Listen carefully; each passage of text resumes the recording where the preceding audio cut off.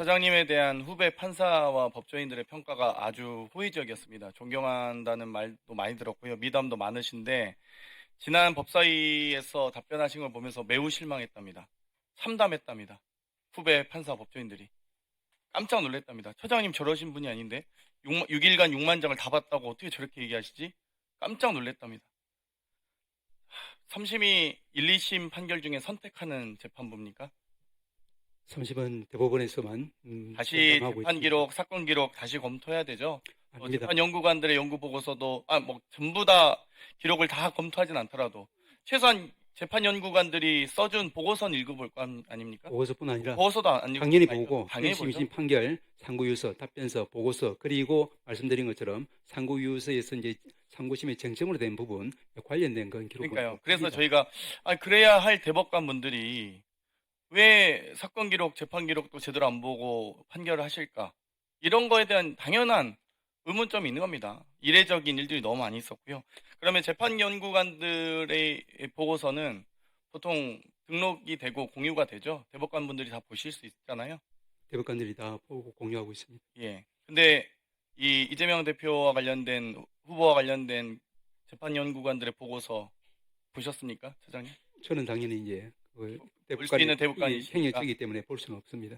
안 그러니까 봤습니다. 제척되셔서 제척이 원래 아니- 다른 사건은 보시지 않습니까? 저는 처음부터 이제 그 대법원 이제 전압 여기에는 이제 합의 과정이 들어가지 않습니다. 행정처장으로서만 이제 행정 관련한 일만 하고 있습니다.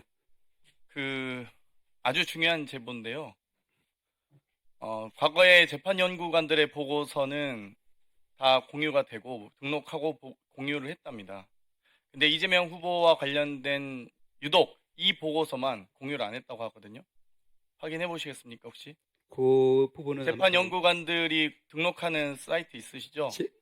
제가 대법관 할 때는 당연히 이제 그거를 이제 접촉할 수 그렇죠. 있는데 다만 조금만 말씀드리면은 이제 대법원에서 이제 그렇게 조치를 했다고 하면 그건 재판부로서 즉 전원합의 재판부로서 그런 이제 조치를 뭐 예를 들면 보안을 조금 더 강화하기 위해서 그렇게 했을 수도 있는데 그 말씀드린 것처럼 연구관들 전혀 10여 명을 조희대 대법원장이 별동대로 조직을 해서 아주 폐쇄적으로 운영하고 해당 보고서를 공유도 안 했답니다. 그 10명 제가 재판 연구관 다 호명할까요? 그렇고 싶진 않습니다만 처장님 이거는 분명히 지적하고 해야 됩니다.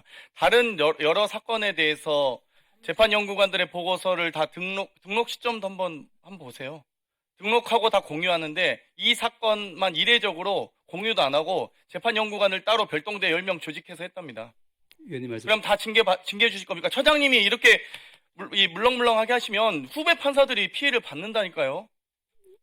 말씀을 조금 말씀해 주십시오. 위원님 말씀 취지는 제가 알겠습니다만은 다시 말씀드리지만 행정처장이기 때문에 저는 사회행정에 관여하기 때문에 그런 연구원 보고서라든지 이 부분은 이제 관리 10명이 어떤 근거로 10명이 새롭게 조직됐고 그 10명이 어떤 경위에서 그렇게 보고서를 급하게 쓸 수 있었는지도 한번 검토해 보십시오. 그러니까 이거는 유죄 무죄를 다투는 내용에 대한 다툼이 아니라 이 대법원의 아주 중요한 대법원의 절차가 하자가 생긴 것 아니겠습니까?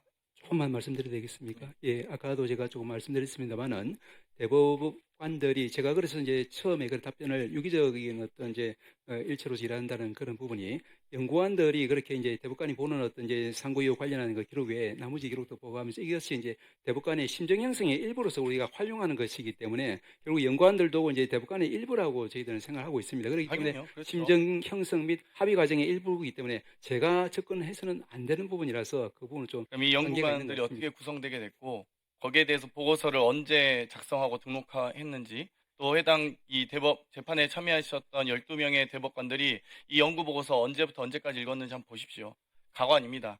정말 이 사건을 제대로 차장님이 중심을 잡고 처리하지 않으시면 조희대 대법원장 진짜 사퇴는 물론이거니와 초유의 대법원장이 헌재 가서 탄핵 심판 받아야 되겠습니까? 안 됩니다. 안 되잖아요. 이건 대법원의 명예가 걸리는 일 아닙니까? 그리고 그렇습니다. 재판 연구관들이 무슨 죄가 있습니까? 지금 대법원장이 시켜서 한 연구 보고서 쓴 건데 파기 자판부터 해서 다 내용 다 있다면서요, 보고서에. 금시초문입니다. 확인해 보십시오. 근데 그러니까 재판에 관여할 수 없기 때문에 사실 재판의 내용까지는 관여하지 사전에는 못 하더라도 사후에 문제가 돼서 인지하셨기 때문에 좀 제가 그리고 공개적으로 질의했기 때문에 확인하셔야 됩니다, 이건. 조그만 말씀을 네, 말씀하십시오. 사후에라도 저희들 이제 그 재판에 저희들이 들어가서 이렇게 기록을 본다는 것 자체가 일종의 재판에 대한 공정한 재판이 이루어졌는지만 봐달라고요. 거기에 대해서 재판관이 네. 양심이 있었는지 없었는지 이것까지 제가 검증해 달라는 게 아니지 않습니까? 제대로 된 공정한 재판이 이루어졌는지 재판에 대한 절차만 봐달라는 말씀입니다. 위원님께서 이제 국민들이 다 정보공개 청구하고 하고 있지 않습니까? 위원님께서 이제 공정한 재판을 바라는 염원 제가 잘 이해를 했습니다. 나중에 수사받고 괜히 재판연구관들만 처벌받고 이런 건 아니지 않습니까? 처장님 중심 잘 잡아주셔야 돼요. 고민하겠습니다. 네, 다음은 박지원 의원님. 네.